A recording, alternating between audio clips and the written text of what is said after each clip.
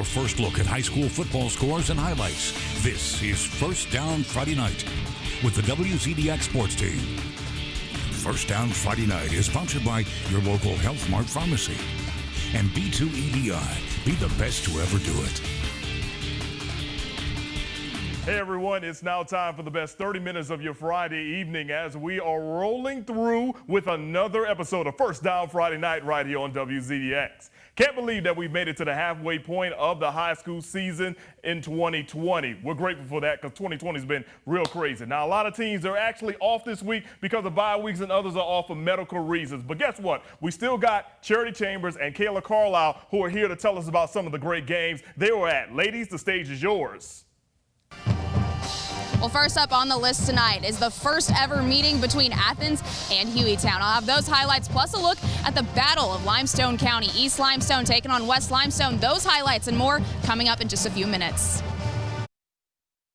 Well, we're halfway through the high school football season, and today's game of the week features Mars Hill versus Coleman, two top 10 teams in their respective classes. I'll have those highlights coming up.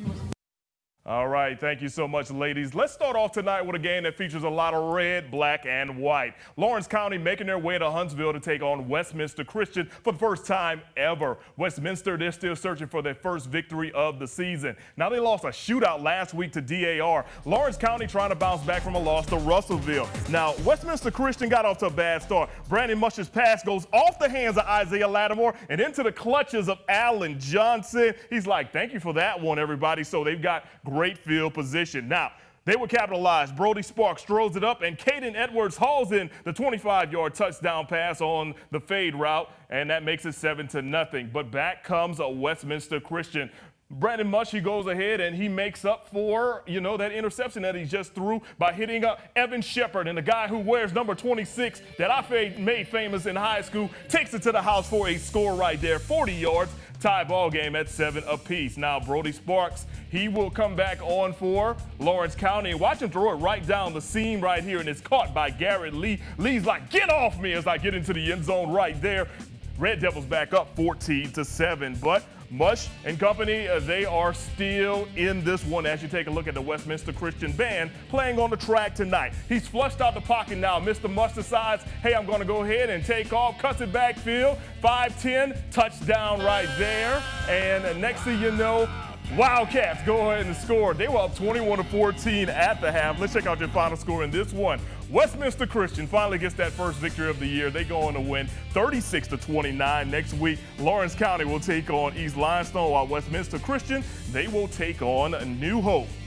Out of the smoke comes Decatur Heritage. They hosted Woodville tonight out in Trinity. After a quick 3-and-out by the Panthers, the Eagles slinging the ball around. You get a nice game right here by Tyler Olive, and watch him run over a man right there. Not to be outdone, Braden Kyle throws a screen pass to another Tyler. This time it's Tyler Founds, and he will find the end zone right here. 50-yard touchdown, everybody. Eagles up 6-0. Now, later on, Woodville will be knocking on the door. Their quarterback is Jackson Peak. He will roll out, and he's looking for a man, but he takes too much time and then throws it into traffic. The ball will ricochet off of two players, and it'll be intercepted by Justin Dinsmore. Decatur Heritage is now in business. So here we go. Braden Kyle decides, you know what? I'm tired of throwing the ball. Let me show my running skills. And the deuce is loose. Look at number 2 just shaking everybody and just running away. 20-15, 10-5, touchdown, 14-0 at that point. Let's check out your final score as Decatur Heritage rolls to a huge victory tonight. They go on to win 47-14. Next week, Decatur Heritage has Waterloo, while Woodville will take on Cedar Creek. A big one out there in the Shoals area, Deshler taking on Muscle Shoals. They were supposed to play a few weeks ago, but COVID prevented that. So here we go, first quarter, and you've got Deshler, KJ Anderson throwing the back shoulder fade, and Nick Wittens hauls it in for a 28-yard touchdown. Deshler up 6-0. Second quarter now, Deshler on the move again. Anderson, another deep ball, this time Amarius Richardson catches it right near the goal line right there, everybody. So next thing you know, they are knocking on the door, and why not, Mr. Anderson? Go ahead and just punch it in right there. QB sneak. They were up 12-3 at that point. But let's check out your final score in this big-time rivalry game between these longtime rivals. And Muscle Shoals comes back and wins by a final of 24-19. Next week, Muscle Shoals will take on Hartselle in a big contest, while Deshler will take on Wilson. All right, everybody, you know the drill. Don't forget, we are on social media. I'm at Mo Carter, WZDX. We also have at Kayla, WZDX, and Charity Chambers is at Charity, WZDX. Send us a tweet. We may read it out loud on the air later. Now we're just getting started on the Week 5 edition of First Down Friday night. After the break, we're traveling back to the Shoals for our varsity game of the night, and it was a good one. Stay tuned for that, which is next.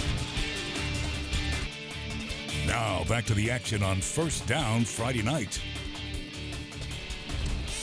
Welcome back, everyone. Of course, we're nearly at the halfway point of the high school football season. The majority of our teams, of course, are fighting for regional positioning, but at the same time, several of them are also dealing with COVID-19 and game cancellations. We had a lot this week. On Monday, we found out that 3 Hazel Green football players tested positive for the coronavirus. Because of that, 15 players are being quarantined, and the Trojans had to forfeit future games. Luckily, the Trojans are off this week, so the only game impacted will be the one against Muscle Shoals. Now on Tuesday, Huntsville City Schools informing us that 1 Lehigh School football player was impacted by COVID-19, and because of that, 10 individuals associated with him are now in self-quarantine. They had to cancel tonight's game, of course, and forfeited against James Clemens. The Lee staff hopes to resume back next week when they take on Brewer. And then on Wednesday, Huntsville City Schools informing WZDX that the rescheduled game between Huntsville and Grissom that was set to take place on yesterday had been canceled. According to the district, several Panther football players are currently in self-quarantine due to the virus. You may recall Huntsville and Grissom were originally set to play on September the 3rd, but that was canceled. And of course, that was going to be the 50th matchup between the 2 longtime city rivals. Both teams expect to be back on the field next week. All right, everyone, let's continue with First Down Friday night. Week 5, of course, unusual for some. A lot of teams taking the bye week and just taking some time off, while others stepping out of region for some non-region games. One of our biggest non-region contests taking place in the Shoals area tonight. And that's where we'll find our very own Charity Chambers. She joins us live from Florence. Charity? Well, Mo, since the 2018 season, Mars Hill has only lost 3 games, and though they moved up from Class 1A to 2A this year, they've already proven that they're still a force to be reckoned with. And I gotta say, the same can be said tonight as they took on the number 8 team in Class 6A, Coleman, for our game of the week. Mars Hill's only loss of the season came from Jasper, a team Coleman beat earlier this season 21-0, but I gotta say, the Panthers came out hot tonight. The very first kickoff, senior Payne Higgins on the return, and watch him work. He has a couple of good blocks, and then he just turned on the Jets. He's outrunning everybody. He takes it 92 yards to the house for a touchdown. Panthers go out to an early 7-0 lead. Bearcats gonna try to get something going. Max Doolin rolls to his right. It's caught by Nick Glass, but he's stripped of the football. Panthers Damian Thomas all over that Mars Hill ball. Panthers were unable to capitalize on it, though, so Coleman back with the ball. Doolin, with time in the pocket, launches one deep down the sideline to Isaiah Jones, hits him in stride. That'll be a Bearcats first down. Panthers defense really showing up tonight, though. It's 4th down. Coleman going for a field goal, and he misses it. So at the end of the first quarter, Mars Hill leads 7-0. On to the second we go. Panthers forced to punt the ball, and it would be blocked by Drew Ball. Cole Herford gets on top of it. Coleman now in great scoring position. Bearcats getting something going finally. Doolin fires one to Jake Doolin. Look at that grab. What a catch. A little bit later, though, it's 4th down. They're going forward. I got to say, what an arm Doolin has. Once again, this throw is right on the money. He puts it in the back of the end zone to Glass. What an amazing catch, but they said he was forced out of bounds, so the touchdown is no good. Mars Hill goes on to beat Coleman 21-6, handing the Bearcats their first loss of the season. Mars Hill now improves to 4-1. A little bit down the road, Shoals Christian taking on Whitesburg Christian. In the second quarter, Whitesburg up 7-6. It's 4th down, the Warriors line up, and Shoals Christian called for offsides, so first down Warriors. Whitesburg trying to capitalize on it. Jordan Harper hands it off to Ryan Turner. He picks up a couple of yards before being brought down. The very next play, though, Harper gonna take it himself. He hits the outside, cuts back in, and he's making a house call. He takes it to the end zone for the score. At the half, Whitesburg led 14-6, but here's a look at your final score. Next week, Shoals Christian will be taking on Hackleburg. Whitesburg will be taking on Tanner.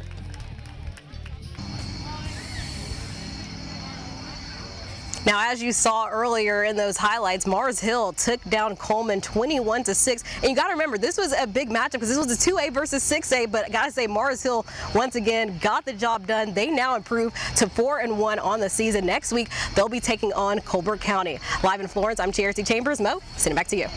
All right, thank you so much, Charity. Looks like she had a whole lot of fun out there. Now, we're introducing a new segment tonight on First Down Friday night. Of course, most of the time, we always show love to the quarterbacks and the running backs and other skill positions when it comes to the MVP of the week. But recently, we're deciding to honor the guys in the trenches. So we teamed up with Pro Football Hall of Famer Walter Jones, and now we have the Walter Jones Best to Ever Do It Lineman of the Week. Here's our first winner. Standing at 6'5" and weighing nearly 300 pounds, Madison Academy center Caden Young is no stranger when it comes to opening holes for his running backs and protecting his quarterback on Friday nights. Big responsibility, I understand that, and I love taking on that role. I love the leadership role. I love last-minute situations. I love it all. I think personally offensive line is the most important position on the field, and it takes some special people to play it. When Caden isn't making plays on the football field, he excels at being a leader in the community, especially when he and his teammates volunteer their time in the city and around the region. We'd go up there some days and volunteer. That's a really special place. We also have volunteered through my church. I've been on a mission trip up to Kentucky to help those in need. That was a life-changing experience. I love to do stuff like that. For his efforts on the field and in the community, WZDX and Best to Ever Do It are proud to present Caden Young with the Walter Jones Offensive Lineman of the Week award. The junior offensive lineman was honored to receive this award, especially since he actually tries to model his game around the Pro Football Hall of Famer. I think he's a really special man, acknowledging me just as a high school student and a player. I'd love to follow his footsteps someday. He's a big role model of mine, and I think that's just a really crazy thing. Congrats again to Caden Young on being named the Best to Ever Do It Walter Jones Offensive Lineman of the Week. Tune in next week to find out who we select next. All right, coming up next, we're traveling over to Athens for the Battle of Limestone. It's East versus West, and it's next. Now, more scores and highlights from across the valley on First Down Friday night. Sure, we've got 4 ways for you to check out First Down Friday night, live right here on WZDX and also live on our website, rocketcitynow.com. By midnight tonight, the full show will be on our WZDX YouTube page, or on Sunday, you can check it out at 6 p.m. on Whammy 54.2. A lot of action taking place tonight in Athens. For more on those matchups, let's go to Kayla Carlisle. Well, Mo, tonight's matchup marks the first ever meeting between Hueytown and Athens. This non-region game will actually force one team's hand tonight. That's because they both come in with 2 wins and 2 losses. So let's see who could get lucky number 3 in tonight's matchup. Hueytown starts it off fast, moving downfield quickly. Let me show you what I'm talking about. Dave Young takes the snap, and he'll connect with DeAndre Coleman for a Gophers first down. Fast forward a few plays now, Gophers losing momentum, 3rd down. Young pushes back and starts to scramble, but he gets taken down by Athens' Jose Vilma. So the Gophers decide to go for it on 4th down. Young tries to go long to Porter Fikes, but Fikes doesn't quite make it there. Golden Eagles take over. Very next play now, Jordan Scott takes the snap and he goes long, and it's Avante Thompson there with the catch, and he is free. Thompson takes it to the house, giving the Golden Eagles the score. They go up 7-0. But Hueytown ready to fight back. Young fakes the handoff and pushes back for the pass to Coleman, but Tylen Suggs gets in the way and he blocks the pass. That would end up forcing the Gophers to go for the field goal. Sebastian Prieto kicks it up, and it's good for 3. Here's a look at that final score. Next week, Athens will take on Hartselle. Over now to the Battle of Limestone. East line with the ball. Dylan Paris sneaks it off to Colin Swart, and Swart makes a run for it up the sideline. He would get the touchdown. Swart also got carried off the field right after that play. Indians, they go up 14-0. Wildcats with the ball now. They fake the handoff and pass it to Christian Smith, who would get some good yardage. West Limestone carries the momentum, but that momentum wouldn't be enough. They settle for the field goal. Mako Barton goes up for the kick, and it's good. And here's a look at your final score for that matchup. Next week, East Limestone will travel to Lawrence County. West Limestone travels to Brooks. In Athens, I'm Kayla Carlisle, WZDX Sports. Thank you, Kayla. Off to Fort Payne we go. The Wildcats taking on Etowah. And we can go ahead and talk about them. And as a matter of fact, that's actually video of our First Down Friday night MVP of the week, who we will see in just a moment. But there is Etowah and Fort Payne. We'll pick things up in the third quarter. Ball game tied at 7. They've got a big running back. It's Hunter Love. And when you can pick up these kind of yardage, you got to love what this man can do. Watch him carry 3 guys into the end zone. That makes it 14-7. Now later on, it was 21-21.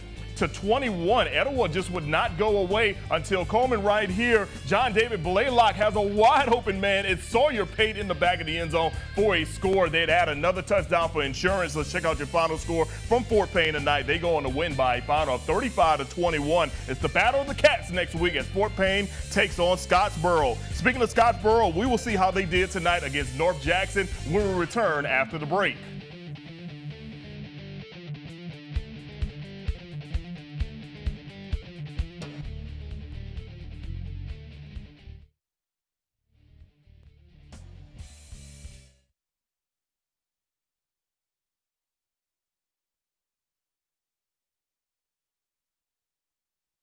Now back to the action on First Down Friday night.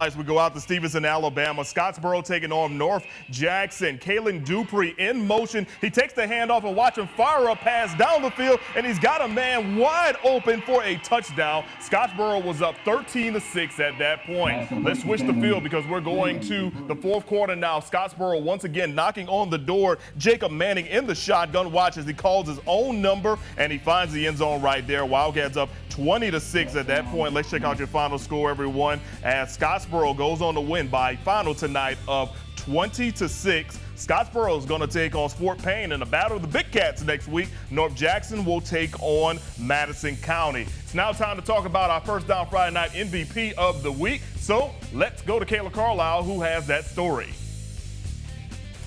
It was another rainy day in North Alabama. And another day to be better today at Sparkman High School.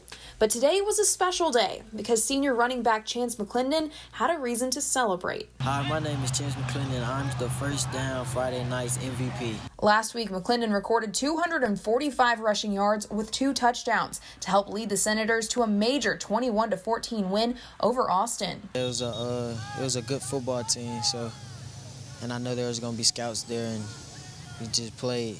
And just play is what they did.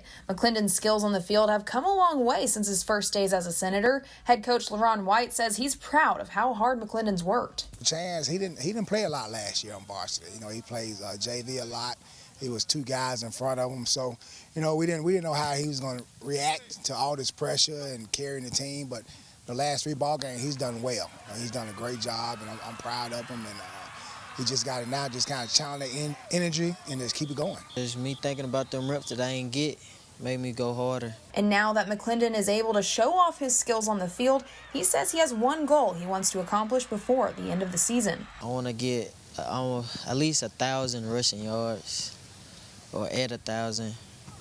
That's pretty much it. McClendon won't get a chance to add to those yards this week since the Senators have a bye week, but next week they'll take on a very anxious Bob Jones team that will be coming off of a 2-week hiatus due to COVID-19.